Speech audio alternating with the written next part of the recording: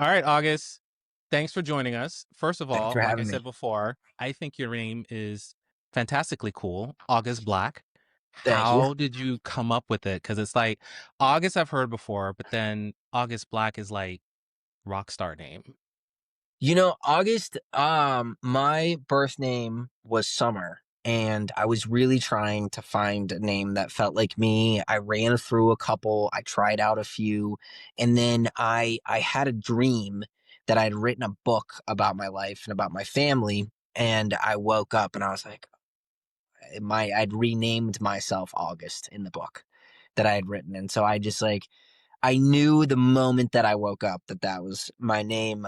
The last name was a little bit more complicated. I have a bit of a complicated family, and I wrote a lot of poetry. And I think at the time I had kind of felt like my existence had been like redacted and like blacked out and faded to blackness is kind of what I had written. And so that was what took place of it. It was almost more of like a redaction and a fresh start in a way.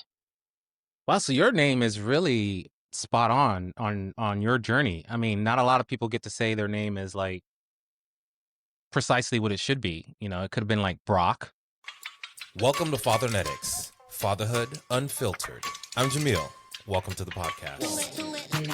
You can never find somebody do it like me. I'ma turn it all the way up cause it kamikaze. Go ahead and try, baby, you are gonna see that you'll never ever find somebody do it like me. I don't know if I could pull off Brock, but I could try. They'd be like, what? Where did that come from? I don't know, Brock. Okay, very good. So, well, thanks for joining the podcast. Let me Yeah. give you a quick 15 seconds to introduce yourself. Tell us how cool you are. Um, yeah, everybody's cool, right? Until their kid says they're not cool anymore. So, I mean, that day is coming. So just get ready for that. But Oh, I'm terrified. while you're still cool, tell us about yourself and why you're so cool. So yeah, my name's August. I am a trans man and a dad. I am a co-parent and I have a almost 5-year-old daughter. I became a parent in a very unusual way, pretty much overnight, actually exactly overnight. But before that, I was doing a lot of acting, a lot of voiceover stuff, and that's probably where I'm most known. I have a little bit of a social media following, and you can kind of follow me there. But yeah, that's a little bit about me. So let's talk about the voiceover thing, right? Because I was perusing your social Uh, media because you do have quite a following. Um, Gaming, you do voiceover for them or in I that did a game. niche. Yeah, that so I did a game and it was like the coolest experience. I mean, Okay, what I've game lit was it, and how cool was that? Because I am a big video gamer. I video okay. game as a dad, before a dad, since gaming was a thing. That's been my thing. And what I will say is a lot of people look down on it, right? You're a dad, you should be spending time with your kids. I'm like, I can do both. You can do both. Like, I know how to manage my time. I can do both. My kid's 12 now, so he's Yeah. into video gaming as well. Oh, nice. And I always frown when people are like, video gaming is so childish. Why? Why is it childish? Well, so But anyway, why yuck anyone's yum? Like, if you want to like, and if that's something that you enjoy and have fun with, like, go for it. I like anime, listen, and I'm people old enough judge to me. afford it. Like, Well, get out my there you business. go. Yeah, you don't. I have the console that I wanted when I was young, and I got to get it, and I get to play it and have fun. And Oh, your you know what? 12-year-old gets to play. You said it just right. We as kids we were vibing for the right consoles, and now we're old Oh yeah, enough we can buy it, even though it's like stupid expensive now. But you can get it. I yeah. mean, And yeah. like this is mine. This is, and I get to play it whenever I want because I make the rules at this point. Like, stop Um, watching me play it, and we'll be fine. exactly. I mean, people get paid to watch other people play at this point. I mean, But really and truly, the people that design these games design them for adults. no, for Unless you're sure. playing like Mario, even like Mario Kart are design is designed for like half kids, half adults. The Yeah. way they design these games, so it's like I don't understand what the issue is, and I'm going to come back to this gaming thing. I was watching the evolution of Legos on TV last night, some sort of documentary, how Legos first started off being tailored for kids. And then I think it was like after a certain timeline, they started to dip in sales. and it was all because it was all tailored for kids, even though these adults wanted to play Legos. As soon as they rebranded and said Legos are for adults also, took off. No way. That's So cool. now that's why we have Lego sets that cost $1,000 because adults are buying them. Yeah, that makes sense. They really do cost like 1,000. You can find $1,000 Lego set. It's Oh, wild. I know. My husband does Legos, Okay. and he has the Titanic in his office. Oh, I've seen that one. It is incredible, I bet. incredible. The detail. The ship cracks open in 3 different sections, so you can see the inside, and it's like rooms. There's swimming pools, or ballrooms, or things that move. The stacks moves, the engine parts move, the propellers spin. That's It so is. cool. It is crazy. It's definitely worth the price tag. Yeah. One last thing on Legos, just because I'm always excited about Legos, is the price per Lego piece hasn't changed. So it's gone from 10 cents a piece to 11 cents a piece. Oh, It's only the complexity of the Legos that has changed. So they've gone from 500 pieces to 20 billion pieces, it feels like, yeah. and that's why it costs that much. I Which did I can not know that. respect. That's super cool actually. I totally respect that. Well, now you know. Boom. Now See, I came know. on the Yeah. podcast, learn with some gold. Anyway, so I tell was me looking about your into Legos voiceover. Yeah, so voiceover wise, I did a game called Tell Me Why, and that was a Don't Nod and Xbox collab. And it was I think it was like one of the first AAA video games to ever have a protagonist transgender character. So I Mm-hmm. played Tyler Ronan, who was a transitioned trans man, and it was really like an exploratory narrative game to kind of figure out what had happened in his past with his Mm. twin sister. So that was one of the coolest parts. Is it was I got to record with Erica Lindbeck, who is a big name in voiceover and in gaming. And I just like, and Amanda Wyatt was the director, and like I just got to learn so much from both of them. But I think the Mm-hmm. coolest thing about video games and a little bit of what we were just talking about is people love them. The people who make them, they love them. Like they genuinely like they love what they do. They love their career path, and I think that that's why games have gotten so cool, is because like they love what they do, and then they get to sell it and share it with people who love to play them. Well, cool games are for cool people, period. Exactly. All right, so you won an award off of this, didn't you? Yeah, the game was nominated for I think like 11 awards, and we brought home I think 5, which was really Nice. So you have them like adorned in your home somewhere? no, I don't think I have any physical game. It was like 2020, so everything was virtual when the awards were. Oh, this is unacceptable. I mean, they didn't at least like mail you one trophy to put up in your house? I think I have a single trophy for it now. Okay. We'll start something after. We'll call some people. We have to call some people and make it happen. Yeah, Yeah, we it should won a have platinum. something to like put up behind you, like when you're gaming. Or do you stream today? I am I am really bad at video games. I'm like I'm What? like I'm Okay, like end the of person interview. who We're done. I'm like the person who like runs in circles by accident. I feel like I only completed my game because I knew all the answers. I got to kind Wow. of cheat my way through it. I got to replay it. I don't And 5 understand years how has this passed. works. I definitely don't know the answers anymore. So you're the noob in the corner doing all of the dances while people are running around shooting each other because you're trying to figure out how to Oh, work the controller. 100%. 100%. I didn't actually grow up playing video games. My parents weren't really down for it. I was much more of like I was a snowboarder. I just spent most of my time outside. What's the excuse your parents used to give you about video games that kind of put you, or they at least told Um, themselves to?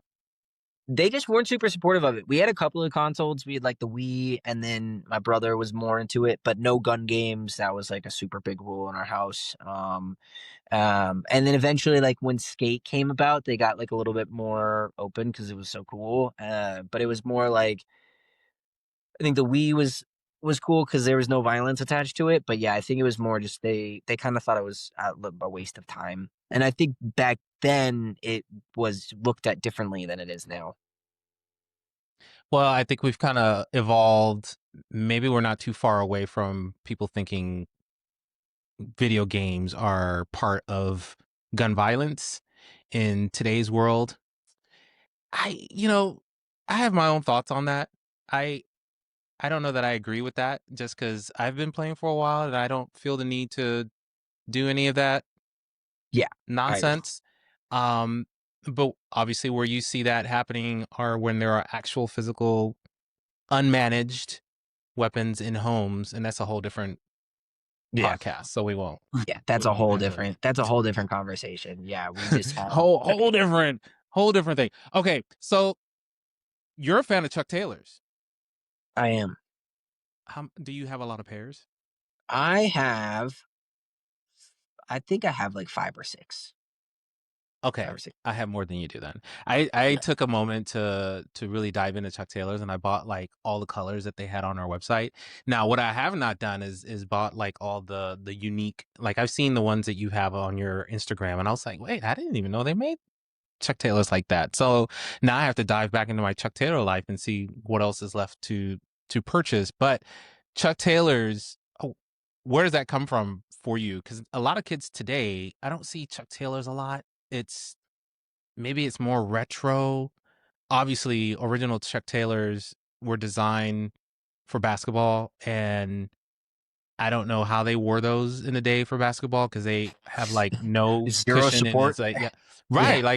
Like you're gonna crack an ankle for Yeah. trying to play basketball. But what does that mean? Where does that come from for you? I was always a sneaker kid. I mean, I grew up So you're a skateboarding and sneakerhead. I'm not.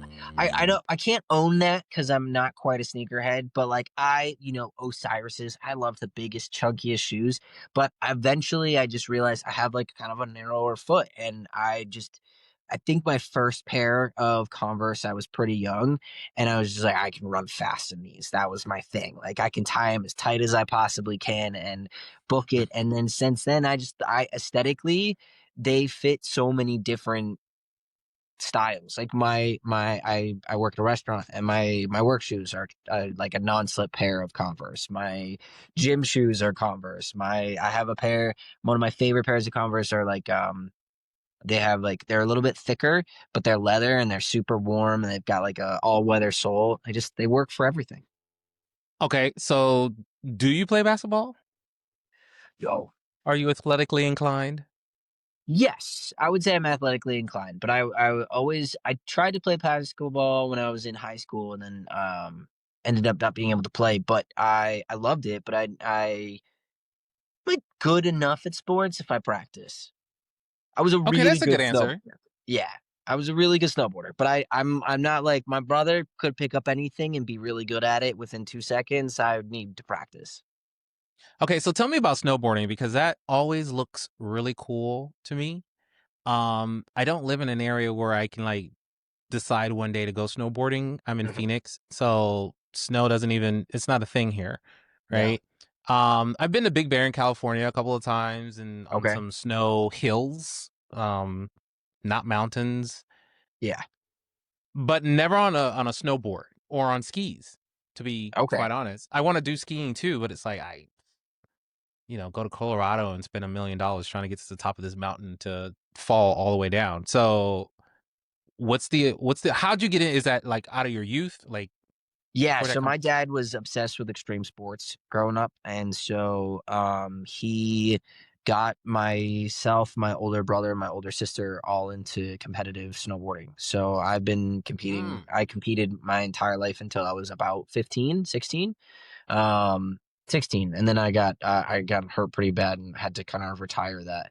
But yeah, we loved it. I mean, snowboarding is possibly the most fun that I personally have. Like it's so freeing. However, it hurts to learn. It is a one that Is is, that because of the you want. falling part? Yeah, the falling part. The falling part is the problem. I do recommend skiing is just as fun. It's snowboarding and skiing, like anything on the snow. And skiing, I think, is a little bit easier to learn. People might have a problem with you saying that, but I think you fall a little bit differently and it's more intuitive. Um, but it's just fun. It's just like that. I think that that's the best part about it. And growing up doing that, I went to a sports school specifically for it, so I could train during the winter and practice. And the community around snowboarding too is just like every everyone just likes it, and it's a good time. So it's on the list of things for your kid. Like, hey, why Yeah. don't you just try it? And if you love it, great. But if you don't, Yeah, I think like I would love to teach her. I would love to teach her and have her enjoy it. I don't know if I'll push her to be a competitive snowboarder because it comes with injuries and that's not as fun. But oh, see, now you're a dad, so you're seeing it a little bit different now. yeah, yeah. Well, and I got those injuries, so I was like, I don't know, like and I think it's we wanted to be like the best, and that's a tough thing. So I want her to love something that she loves, not something that I love. If she ends up loving it and is just like, I'm gonna do this, I'm like, all right, go for it, kid. But if she wants to love something else, I'm cool with that too. Do you live where it snows? I see you have a jacket on, so you got to be somewhere where it's at least colder than it is here. There is snow on the ground. It's freezing today. It is currently 15 degrees. Oh yeah, no thanks. Yeah, Okay, it's yeah, cold today. you can keep that. I lived in LA for a long time. I moved back to Rhode Island 3 years ago. And I've been here, so I've gotten a little bit used to the cold. But I grew up partially here and then in Utah, and Utah's cold is so much nicer than East Coast cold. Utah. Well, I mean, you can definitely go skiing in Utah. All Yeah. right, so tell me, I want to know, you do a lot of your Instagram says you are a speaker. So you do a lot of events, perhaps? What's the speaker about? So that's a path that I am working to kind of break into actually. It's new, it's something that I've done a couple of times. And my last gig I spoke at a women's night, and I really just like I really enjoyed it and opening the conversation and kind of I don't know. I feel connected when I'm able to tell my story in a different avenue. I've spoken at a Remembrance Day and just like a queer online summit. And so I think it's just like kind of a path I'd like to go on, and I do I believe that if you're putting yourself out there, then it can come back to you. When I was first breaking into acting, I put myself out there as a trans actor, and it came back. And so kind of just speaking it to existence while I'm working on the back end to start more gigs and growing that side of my career path. So that's amazing. I think it's always a great opportunity when we have voices like yourself, like this podcast, like other friends of the show podcasts that are putting more of a spotlight on the fact that the community exists. We're out there, we're everywhere. Blink twice and you've passed five of us. Kind of a thing. So what is your story? What is the story that you are sharing out there? I'm so curious now. I have a couple. I think that the one that I most recently kind of dove into was for Women's Night. That was really interesting and something that I'm working on developing more. But it's really I wanted to honor my femininity in that space. I think that as a trans man, one who is passing to an extent that most people just have no idea, but also one who is a parent. I think that you know especially in the beginning part of my transition, you kind of shy away from your femininity. You try to like disappear it, because you want to honor this trans side of yourself that you've ignored for so long. Hmm. But through my parenthood, and like I'm one of 7 kids, I have Oh four little wow. sisters. Yeah, I have 4 little sisters, and growing up an older sister and growing up an older sibling, like that paternal instinct and empathy and kindness was something that was ingrained in me and has made me, I think, a better father. I think that I've been able to reach into myself and kind of honor the side of myself that I ran away from when I first started transitioning through this experience. And so when I was writing this, I also started to research like the most um 5 most like celebrated characteristics of men and 5 most celebrated characteristics of women, and I found it really interesting that they are the opposites of each other. Mm. They're the total opposites of each other. A strong man is a leader, but a strong woman is controlling. Empathetic man is weak, but an empathetic woman is loving. And I found it so interesting that all of those things are they're opposites of each other because there are parts of myself as someone who was raised a woman I wish that I didn't have. I wish that I was better at speaking up for myself. And I think men are taught that easier and than women are.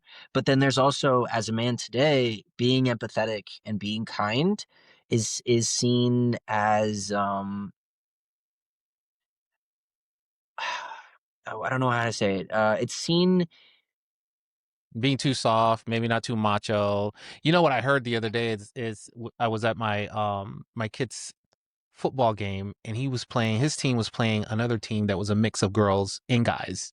Cool. Um, Phenomenal. I mean, the girls were doing exceptionally well, but the coach kept saying, "All right, guys, let's man up."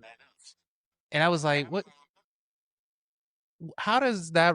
Why would you say that to a team that's mixed? I mean, what? Yeah, First of all, what are you saying to the guys by saying man up? you're not being And man enough. then exactly, but then what are you saying to the girls that are performing just as well, if not better than some of the guys on the team? It's like you're so out of touch with your own team, you don't realize what you're doing.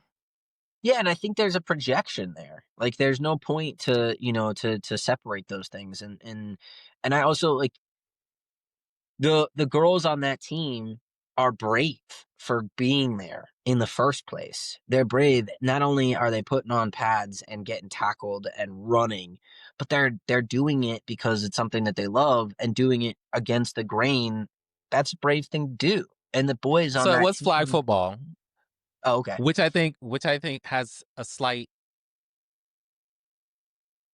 I won't say disadvantage. A lot of the guys on the team hesitate to pull flags because of where the flags are. Uh, Right, so there's that, "Ooh, I don't wanna," I because don't want that. when you're right, because when you're chasing Well, guys, you sometimes grab pants and, you sometimes pants come slightly down, or you're you're you're not worried about what you're grabbing other than the flag, even though it could be incorrect. But with girls, you don't want to, it's like, "Ooh, I wanna be respectful because 'cause I've been taught to be respectful." So it's also like a mind change for the boys to say, "Hey, they're part of the sport. They know what's up. Go get yeah, the flag." go You get the know, flag. they're okay with whatever comes with accidental movements because that's part of the game. So let's go get it. Yeah, and I think the girls, they just wanna be treated the same way. They're like, "Yeah, Exactly. if it happens, it happens. That's why I'm here. I'm here." Exactly. I don't want you to Exactly. go easy on me. I went to, an MMA class, and I did, like, a week free. And one of my first classes, I was doing jujitsu, and there was this mom who we sparred, and it was just like on the mat, and I was trying, I was trying the whole time. She totally kicked my ass, but I was trying, and she's like 5'2", and at the end I was like, oh, I'm sorry, like I didn't even think about it. She's like, no, like thank you, like you gave me a run for my money. And this girl was, she knew what she was doing. This was my first time doing it in a long time, but I didn't like just like pretend like I didn't wanna win.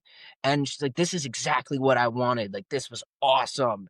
And she wanted that. She wanted to be tested. She wanted to be pushed. She didn't want me to just like go on my back. And I think that I forget that I'm now a 6 foot dude and raised with 5 sisters that I can't just like, but she was like, "Thank you." Like I was like, "Yeah, woohoo." Skipping And the it was, people's elbow. yeah, but like she was and technically she was so much better than me. So it was learning for me, and I had fun getting pinned. I was like, this is cool. Like, Well, and it that's was how we cool. learn, right? Go all out. That's Yeah, sometimes that's what the part of the class says to do. Go all out, please. go exactly. Go all out, please. And that's just like what the girls want that just as bad as the boys want it. I think that's fantastic. I think the evolution of being able to identify how society has taught us that certain spaces are for certain sexes.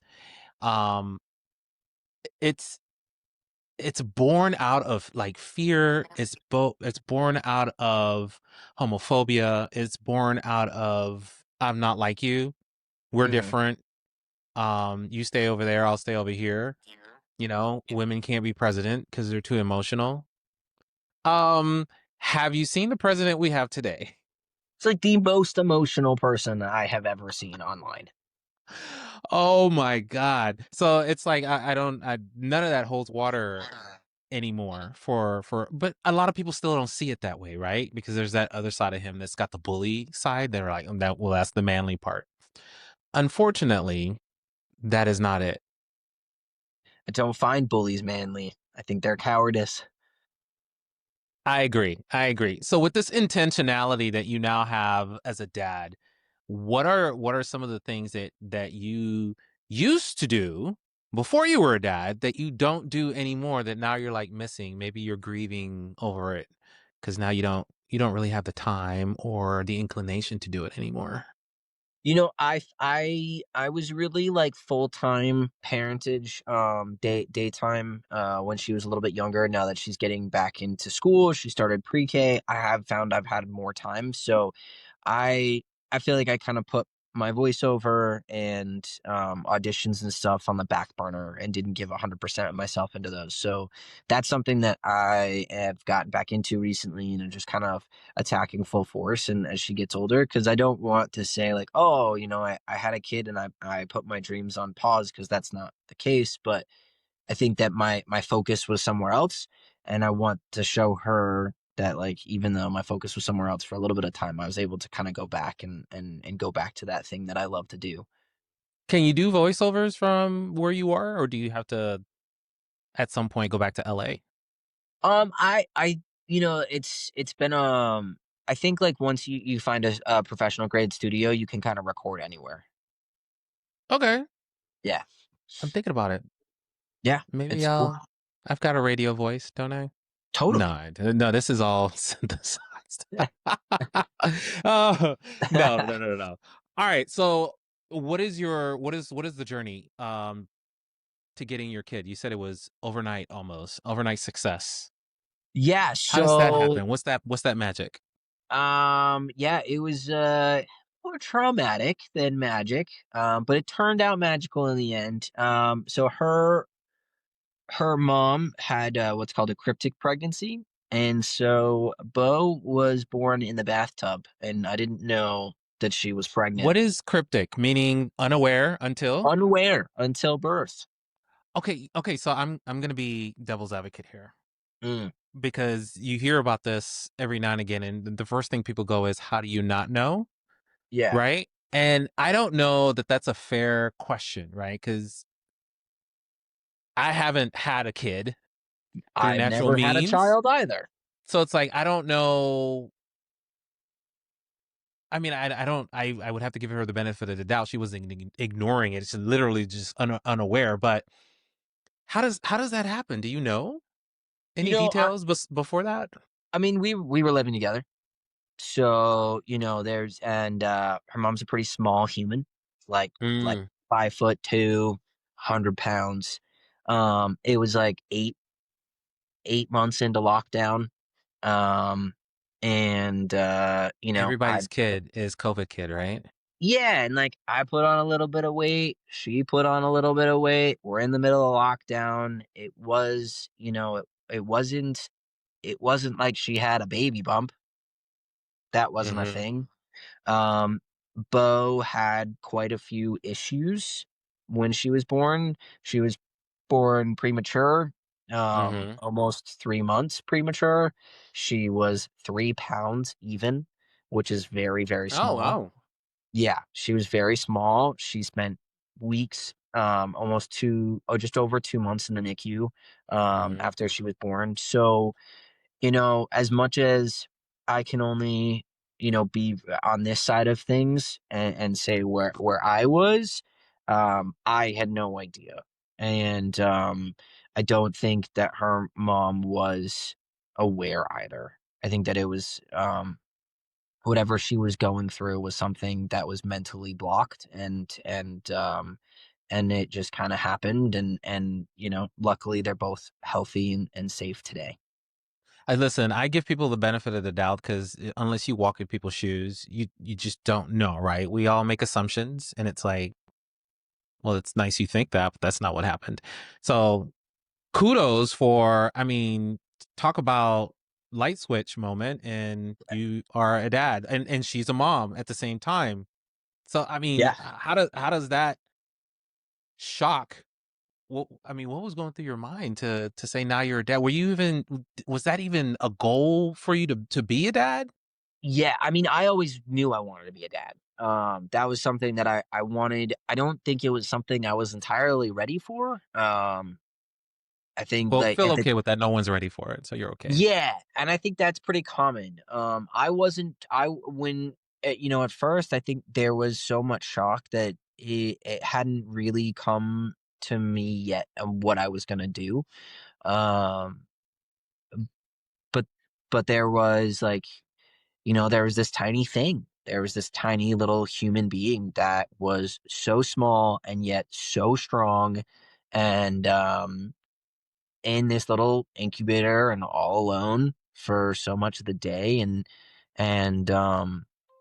there's I really was just concerned about her, and I think that there is a part of me that knew because of how much I was attached and concerned, and that there was this meant to be silver lining of the situation, and she was doing so well, and that was kind of against all odds. um and and I haven't talked about it honestly in a really long time, because it was such a whirlwind, and it was the middle of the pandemic in LA, January 2021. We had to So it's just view like everybody's masked up and gowned and like triple triple PPE and and we couldn't see her together, so we were visiting her separately, and it was a crazy thing, and I took time to kind of decide what I was going to do. There was not an immediate decision. I took time and took stock of where I was, and like what I wanted. um and yeah, I don't look back on it and think, "Oh, where could I have been at this point?" It was just I'm a dad, and I think that I knew it um pretty quickly into it, like maybe a week or two into it, that like this is my kid. okay. So brand new grandma, brand new grandpa. What'd they say? Were they like, "You're kidding, right? Why are you playing with us?" They freaked out. I mean, I think everyone was like, "Wait, what?" Like, that was not in anyone's realm of possibility, but they also I think they know me and they know my heart, and so they kind of knew that they were grandpa and grandma pretty quickly into this, and they've accepted. I mean, they love her more than me probably. Uh, grandparents always do. Okay, so part of Fathernet, I don't know if you've had an opportunity to listen to a few episodes or not, but the gist of it is really trying to understand where we get some of that energy from, right? That kind of makes us who we are today, and then helps us decide what we're looking to pass on to our kids. And I think everybody forgets that our parents were once people, and now we're in that position, right? We used to be Yeah. people too, and now we're parents, which is why I always want to know, like, how were you before you had kids? What were the things you did, all the fun things that made you smile? And then perhaps how that's changing a little bit, deferred, kind of like your voiceover. Um, and then how that kind of impacts the morals that you're now looking to install into your kid before they, grow into the amazing human being that they're going to decide to be. So where does that energy of like fatherhood come from for you? Are you close with your dad, mom, grandparents, uncle, coach? Yeah, I'm not super close with like I'm close to my dad. My mom's not in my life anymore, and that's about 2 years old. And my parents, they got divorced when I was 18, and they did a really bad job of it. And kind of took this really beautiful family that they had and put their feelings above it. Um Ah, yeah, humans. humans. And I think that is it can be a valid thing to do, but it's also, as a parent, it's a kind of our job to not do that. And I think in a really kind of full circle moment, when I split with my daughter's mom, I had the opportunity to kind of do the same thing, but I chose differently. And so Oh, so you to learned put from it. So, I mean, that was the benefit, the plus that you have now going into your parenthood. Yeah, 100%.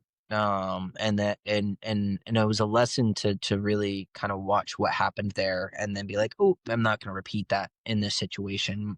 My daughter having two incredibly loving parents who can be in the same room and love her without our feelings for each other get in the way of that is far more important. And so yeah, but yeah, I think like the hardest thing is that I'm kind of alone here, and so that is the toughest part of this, is that, when it comes to it, being a single parent is really, really hard. How your do you ever talk about how your parents have come to terms with who you are now, based on how you started your journey? Um, yeah, I mean, my dad's done, like, a whole full circle, and I was a boy when I was younger. I mean, I was everyone referred to me as a tomboy. Everyone thought I was a boy. I got almost kicked out of Disneyland for going into the girls' restroom. Like, I was very much a boy, and I think that when I came out at 17, 18 as gay, they struggled more with that. And then when I came out as trans, my dad, he really struggled with it because he wanted me to be safe. He didn't want me to be in danger. And the trans community is by and large one of the most hated communities in culture, especially For right more for now. political reasons than anything else, which is kinda crazy, yes.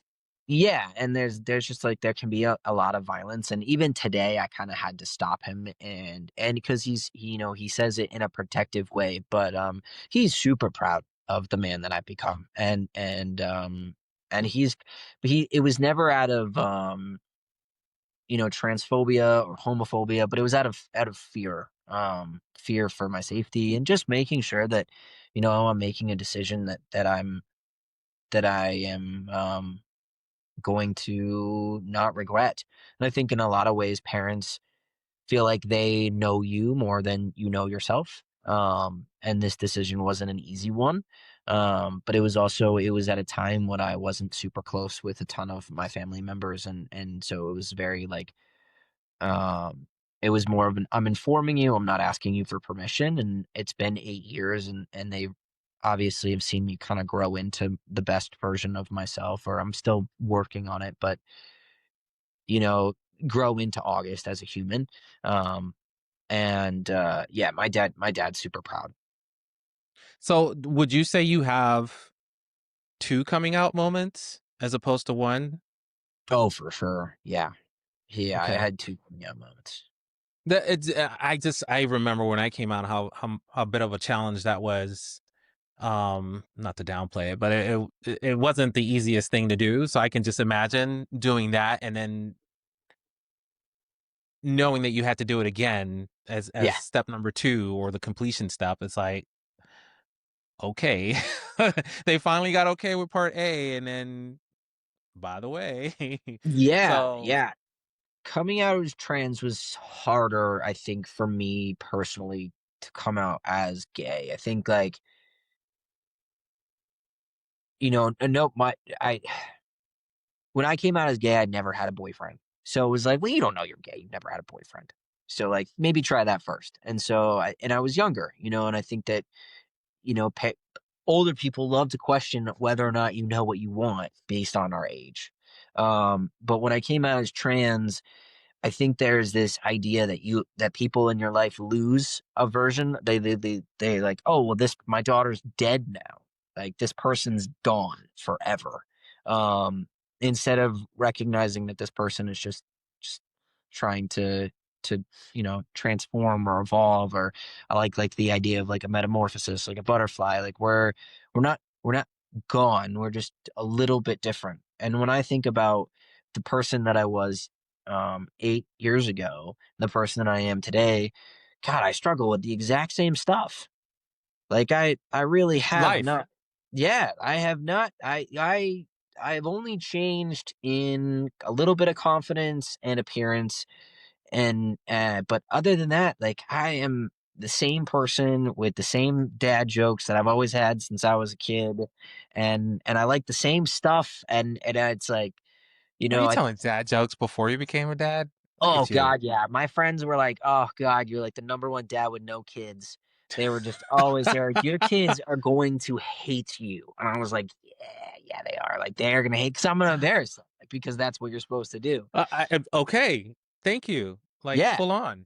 Yeah. full on. You're supposed to embarrass your kids. That is like, but like with love, not like because of but like, yeah, you're supposed to, love them to the point where they're just like, "Oh, dad, really?" I'm like, "Yeah, really. I This is love how it's you. supposed Can to you drop go." me? Can you drop me off around the corner, please? Absolutely not. I'm gonna drop you off at the front door, roll the We're window going down, and tell you to right make up. good choices. I'm gonna get out of the Make good car. We're going choices. in with you. Yeah, exactly. Give me a kiss goodbye. Come on, right here. No, so on a serious note though, I'm glad that you brought that up because I think a lot of people do make the assumption that they're losing something when you come out as either gay or trans. Oh, the person that I knew before is now gone. You're a new person. Um, do you do you do you spend a lot of time explaining that to people? Is that, let me rephrase. As a black person in the United States of America, there are often times where you have to sit with someone and explain to them why white privilege exists and why it looks the way it does, and why my America is not your America, but we're all living in America, right? Different experiences, different ways of seeing the same thing, right? There are some times where I don't want to do that. I've had enough. You should know this at this point. You don't know it. I get it. I'm not your educator today. Maybe tomorrow, but today is not the day. Mm. So when I hear you say that, that's what pops into my head. Like, yeah, I want Yeah. to explain that to my family and friends because I want them to get it. Because if they don't hear it from me, they're just going to fill in the blanks and have all the wrong answers. But at the same time, it's like, I've done this 85 times now. It's like, I'm good. So what is your experience there? Is that more where your speakership is going to also add that on, or are you trying to go in a different direction?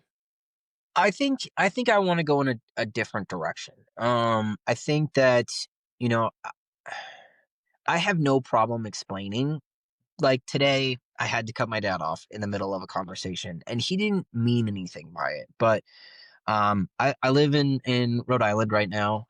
There's a suburb right outside of Boston that I'd like to move to. It's got great public school systems, and he wants me back on the West Coast. Like that's where he wants me. And with love, he's like, you can't move to Boston. You're just like one step away from getting your ass kicked if anyone were to find out. And I was like, yeah, I'm gonna stop you right there. That's my reality. That's not something you need to point out to me. It doesn't change the reality. It doesn't make me second guess how I stand in this world. That is just like I have passing privilege. It is, as a 6 foot, passing trans man, I'm welcome in all spaces. However, when people find out, their view of me and their treatment of me changes every time. And so there is that side of it is real. Passing privilege is conditionary based on whether or not somebody knows. When How I do go they to usually find out, if I can ask? Are you're openly I tell them. sharing, or okay, very well, Yeah. very good. So if I don't feel comfortable, I don't tell. And there are many parts of my life that I live stealth. There's on purpose. But if I feel comfortable, it's nothing I'm ashamed of. But I think there was also a lot of shame, I think, in a way, and not intentionally, but associated with um be my daughter in a way, and not my shame, but also the complicated situation in which she was born, where my transness was very much hidden and kind of tucked into a back corner. And so just in the last 2 years, I'm like letting it back out and talking about it more and being more open. uh, so when it comes to speaking and getting out there more, I really want it to be something that we talk about super positively. When I talk about my birth name, it's my birth name. It's not my dead name. This person that I was born as was so strong that I was able to become somebody else. This journey that I've been on has not been easy. But at the end of the day, I get to look in the mirror and feel super proud. I'm a dad. That's fucking cool. Like, I love being a dad. And sorry to swear, but that's cool. No, Like, you're I fine. This is an I adult love it. podcast. Okay, yeah. Like, I love it. Like, and I love when she wakes up and says, "Daddy," and I'm like, "What's up, buddy?" Like, and she called me bro the other day, and I was like, "Yeah." And Whoa, she's really early for the bro.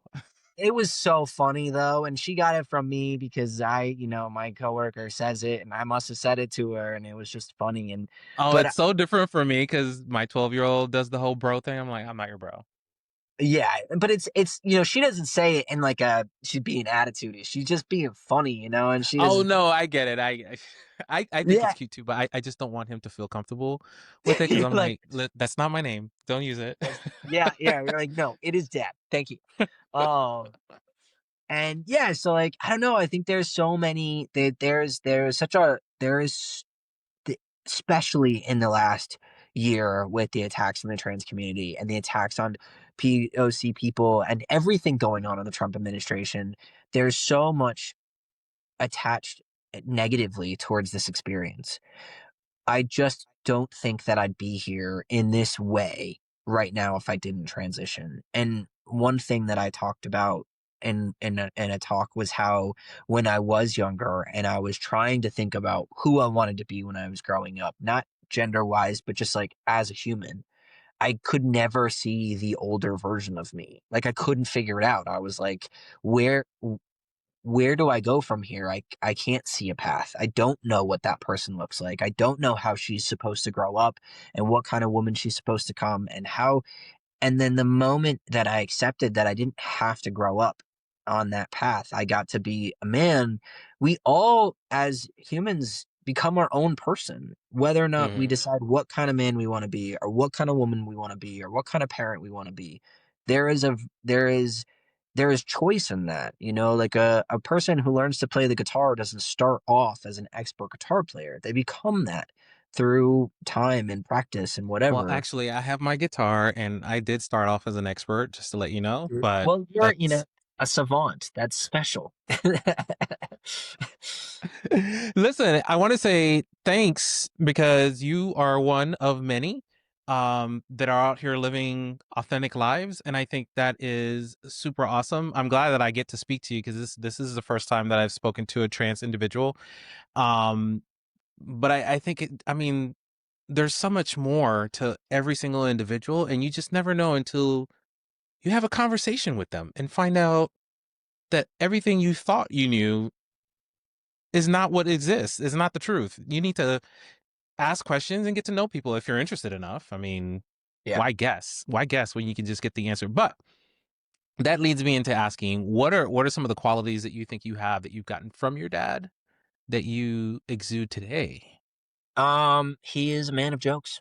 I got my sense of humor. Oh He's boy. funny. He's good with dad jokes too. He is a walking dad joke. Okay, are So you recycling your dad jokes or are you getting them from no, this is somewhere? original. Yeah, no. You Just put off the us top of all your in a head? room and it's just one joke or pun after the next. We just can't help ourselves. We're Oh all pretty man. quick. I'm not sure I want to do that. I I wouldn't want to do that. We're all pretty quick. We're all pretty tall. It's a lot in one room. So are these like funny jokes, or are these like sharp witted, like I'm making fun of you jokes? Which sometimes can be fun among the right um, people. I think as I was younger, it was more making fun of you. Now it's like just being fast and funny and smart about it. Fair enough. All right, all Yeah. right. We So grew, now, our humor grows, and I feel like kids and teenagers, they just like they dig in different ways. Adults are like, "Oh, picked up on that." well, yeah, adults are they. It's really interesting. I talk about this all the time. Adults are so unwilling to be social and kind of liberated with each other, unlike kids are. Kids are mean to each other, but it's often because they don't have the right level of boundaries, not because they're trying to be rude. They're Yeah. just they're just calling it like it is. And Yeah, they just got a maybe filter. we've lost that somewhere, or as we become adults, it's like that's not funny anymore. I don't want to do that. I'm offended. Um, so now that your kid is almost school age, what are some of the things that are now top of mind? I know you were talking about better schools in Boston. Yeah, I mean, I I mean, safety is obviously something that is a concern. Providence just had their a mass shooting here, and that is devastating. And I think that is a struggle. The Providence public school system isn't as great as I'd wanted it to be, and private school costs an arm and a leg. So when I'm thinking about schooling, I'm thinking about safer neighborhoods and great education. Massachusetts is one of the I think it's the number one public education system in the country. Um, Oh, okay. So you've yeah, done a so little bit of research. I've done some research. Yeah, there's a really good dual immersion free public school 45 minutes away, and her mom and I want to stay close so that she's got both of us and is, just supported from all sides. So that's kind of all we're really thinking about it right now.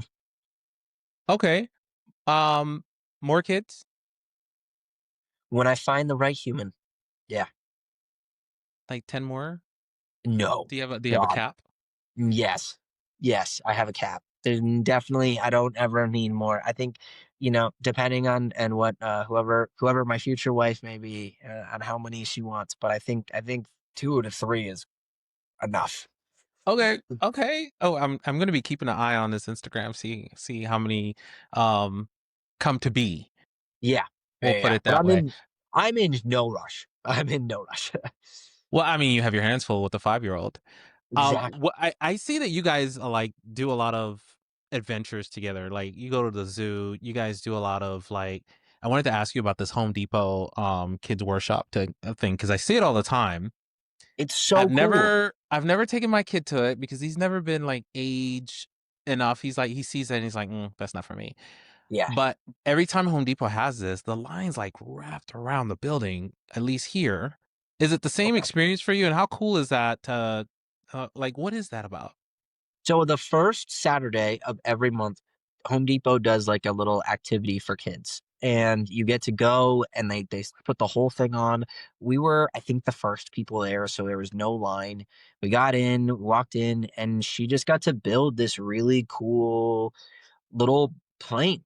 And it was such a fun experience, and using a hammer and nails and a screwdriver, and I'm not the most crafty, so it was really fun. They put the whole thing together. They actually let us leave with like an last month's Space Odyssey, so we got to build that at home together, Oh, and that really? was really cool. But yeah, I mean, doing stuff with your hands. But we spend a lot of time outside. We spend a lot of time walking the dogs and doing things outside. That's how I grew up, and I think that, nature is not overrated, and there's such a beautiful, so many lessons and whatnot. And So Bo, camping, outdoor camping? oh, I have not camped yet. I have not camped yet. I think Okay. that would be fun, but I don't really have a lot of experience, so that would be something that we'd have Y- to do You don't together. you don't need experience. Yeah, you just go. You just You do just it instead go. of planning. Yeah, yeah. Yeah, I Just think she'd love that. ping me when you're ready. I'll make sure you have the top 5 things that you need. Okay, Bug spray perfect. being one, and Yes. just go somewhere nearby. spend 2 days, Okay. right? To see if you like it. Some people go camping and they're like, never again. And then some people go camping and they're like, yeah, I could have done an extra day. Yeah. My max is usually about 3 days. Then I'm ready to come back. I think the difference would be for me is if I was traveling and camping at the same time. Like my husband Nicholas and I want to do like a drive up to Yellowstone, and Oh, cool. then like stop every couple of hours or for the night or something and camp at some of these like Mojave Desert or something like that. Some of these well-known places, right? Yeah. I think that would be cool because you're moving every night, but not everybody likes camping. But we do it pretty fantastically. You know, we bring our little generators and we have lights and power, and my That husband sounds likes to awesome. cook outside and open fire, and so mm, Yeah, definitely worth the time investment. Yeah, we do a lot of hiking, a lot of like just like there's this beach pond that we like to go to, but we haven't breached the camping yet. So maybe I'll bring the dogs and we'll do a big old camp session oh, soon. how many dogs do you have? People love dogs. I have two dogs. I have both rescues. I have a mini Aussie. She's 13-ish, so she's my old Mini lady. Aussie. Yes, she's a mini Aussie. What She's does the Aussie stand for? Or is Australian that Shepherd. it? Ah, okay. Okay. So she's Very like good. a really small, but like she's not that small because she's a little on the port side of that. She's a chubby old lady. I love her. She's so extra. I found her on the street in LA like 10, 11 years ago, and she's been stuck with Wow. me since. That's Um, bold because you never know what you get with street dogs. she's insane. So I know she's insane, but she's my insane. So my friends like to joke that she was my ex-wife. She's like, you have been haunted by this dog. I was like, yeah, she's my Roo. And then I have a mix. I think that she's Great Dane Shepherd. When I got her, they told me she was going to be a small medium-sized 40-pound dog. And that she was 6 months Oh. old, and she is 80 pounds and not small, not small, Mm. but she's Mm. awesome. Castle and Rue, and then I've got a cat named Toad. Oh, you've got a whole farm. Yeah, whole farm. You got chickens in the back, cows. Absolutely not. I don't think I could ever. I think these pets might be my last pets for a long time.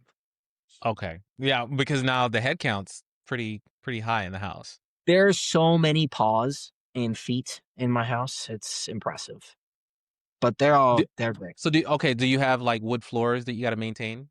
Yeah, wood Oh, floors. okay. Sorry. Anything's better than carpet. I would never be able to do carpet with all three of them. That would be crazy. Well, yeah, you can't do it because then you'd be tracking a lot of allergens and keeping them in the house too. Yeah, we gotta. Yeah. All three of them shed.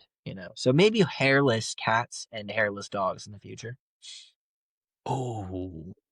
Oh, Like a and weird okay. montage of hairless And then I'm creatures. sure once you get your kid into school, you're gonna experience a whole new level of being sick. So look forward Yeah. to that. The last 6 months has been insane. She is just a tiny germ that keeps. She gets sick, and then I get sick, and then she gets better, and then she gets it again, and then I get it. We just passed it back and forth for for 6 months. I'm like, dude, what is going on?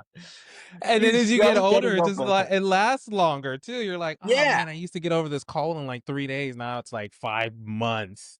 I've been sick. I've had I swear I've had a runny nose for like 6 weeks. I'm like, you need to just stop coughing on my Oh, face. that sucks. Yeah. Oh, getting old is quite the journey. I I know. yeah. Okay, so on the outro, I was gonna tell you we have a Saint Newfie. So it's a Saint Bernard Newfoundland poodle. Oh my goodness. So does it shed Does not shed because of the poodle, right? because of the poodle piece, and she's 85 pounds. I'm sure. I mean, St. Bernard, Newfoundland, they're both massive. And then a standard poodle? Yes. Wow. So I think if I'm remembering correctly, and my husband's gonna let me know when he listens to this podcast if I remember correctly, but I think she was supposed to be half the size. Um, and then she grew into what she was, and then we were like, okay, is she gonna stop or is she gonna keep going? Because we were like, at this point, we're expecting like 100-pounder, but Yeah. she stopped at 85, so we're like, okay, we could do this. But here's the thing: when she steps on your foot, it's like a human being. Like, Oh, for yeah, sure. And their yeah. like pressure points are different. I recently, as in like 2 months ago, got a baby gate for my rooms. They could not go in my bed. And that was a game changer because nothing is heavier than an 80-pound dog dead asleep. Like there's just nothing heavier. Like, she's just so asleep. And I swear I like pull my legs out from underneath her. And within 30 minutes, she's just back up. I'm like, dude. Yeah, So she's she's like, "Come on, cuddling. dude. This was my spot. Now Yeah. I need you to stop moving." I get it. Yeah. It makes sense to me.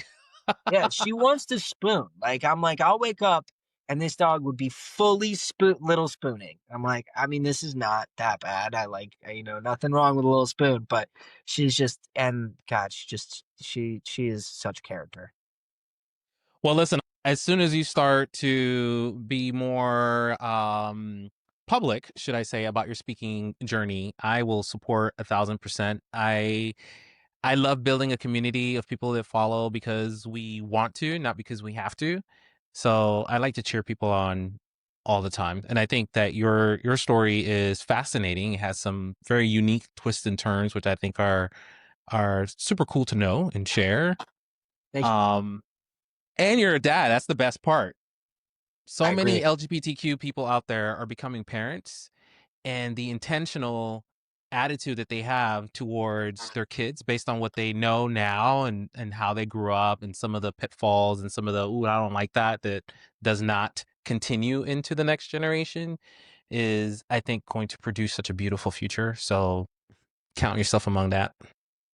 Thanks. I appreciate that. Likewise. Likewise. Sounds like you're doing the same thing. Try my best. We'll see. I don't have your As numbers we yet, are. but when I get there, then I'll look back and go, come on, keep up. Yeah. One of my favorite parents, I've like like Instagram things that I'd seen that kind of changed. Um they were like sitting across from each other talking about their kid, and they're just like, God, we just like they just raised a they just a cool kid, like just a cool human. I just like spending time with them. Like that isn't that the goal? It's just like a dope human who's kind and conscious and have and not I mean, I don't think happy necessarily is the goal, but just aware, just someone you enjoy being around. So Yeah, that's my and I think again, parents play a very small role in that because they become their own people with their own personalities and their own attitudes, and we just kind of have to, nudge them in certain directions so they don't become assholes, right? But other than that, you just want them to be good people. just go people. Yeah, Yeah, totally. whatever you want to be, do that. Whatever you want to do, just be good about it. Yeah, Be exactly. kind. Be kind. All right, August. Thank you, sir. This was Very welcome. phenomenally fantastic. Thanks for doing this so quickly too. Yeah, of course. I really appreciate you having me on. This was super fun. Do it. You can never find somebody do it like me. I'ma turn it all the way up, cause it kamikaze. Go ahead and try, baby. You are gonna see that you'll never ever find somebody.